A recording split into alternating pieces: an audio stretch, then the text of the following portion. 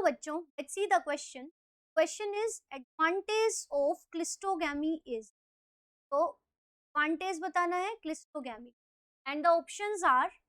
First is more vigorous offspring, second is no dependence on pollinators, third is vivipary and fourth is higher genetic variability. तो let's see what is the key concept to solve this question.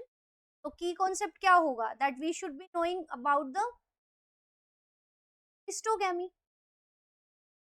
तो अगर हमें cleistogamy के बारे में जानकारी है, only then we will be able to solve the question. Cleistogamy देखते हैं क्या होता है.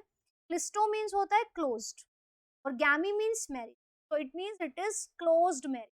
अब क्लोज्ड मैरिज का मतलब क्या है कि कुछ प्लांट्स में जो फ्लावर्स होते, flowers they never open.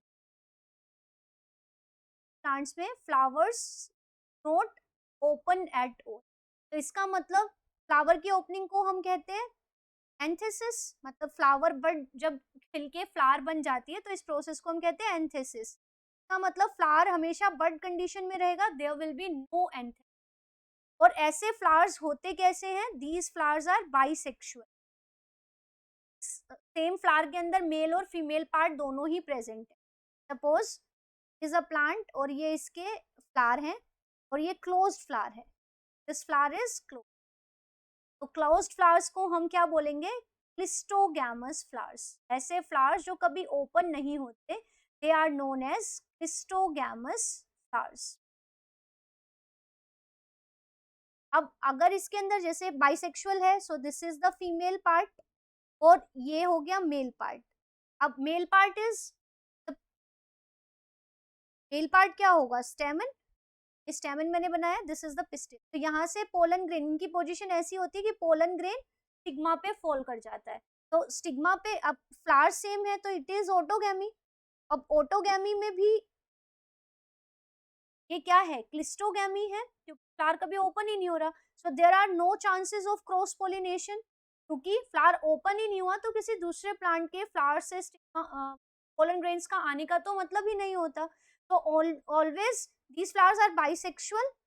Flower हमेशा बड कंडीशन में रहेगा और देयर इज श्योर गारंटी कि सीड्स तो बनेंगे ही बनेंगे, पोलिनेशन होगा ही होगा and there is sure seed set. Seed का बनना यहाँ पे श्योर है.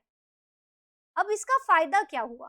फायदा क्या हुआ कि इसको करने के लिए किसी पोलिनेटर की जरूरत ही नहीं पड़ी, क्योंकि इनकी पोजीशन ऐसे है कि प्लांट से जो इसके फ्लावर्स हैं, इसके पोलन ग्रेन एंड इसके स्टिग्मा पे खुद ही फॉल कर जाएंगे. So there is no need of pollinators.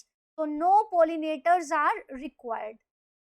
और पोलिनेटर्स नहीं रिक्वायर्ड है, पोलिनेशन की गारंटी है, सीड सेट निश्चित. तो ये तो हो गया इसका एडवांटेज. अब अगर हम ऑप्शंस की बात करें तो ऑप्शन फर्स्ट में हमें क्या लिखा है कि मोर विगरस ऑफस्प्रिंग. तो दिस इज इनकरेक्ट, क्योंकि यहाँ पे जो ऑफस्प्रिंग्स होंगे इट इज अ ऑटोगैमी. तो ऑटोगैमी में क्या है? ऑफस्प्रिंग्स क्या होंगे? जेनेटिकली आइडेंटिकल होंगे. ऑफस्प्रिंग्स तो क्या होंगे? पेरेंट की कॉपी होंगे. तो आइडेंटिकल टू पेरेंट्स क्यों होंगे? क्योंकि यहाँ पे मेल और फीमेल पार्ट उसी का है और there are no means foreign genes are not introduce. So identical plants ही बनेंगे यहाँ पे. दूसरा है no dependence on pollinators. So this.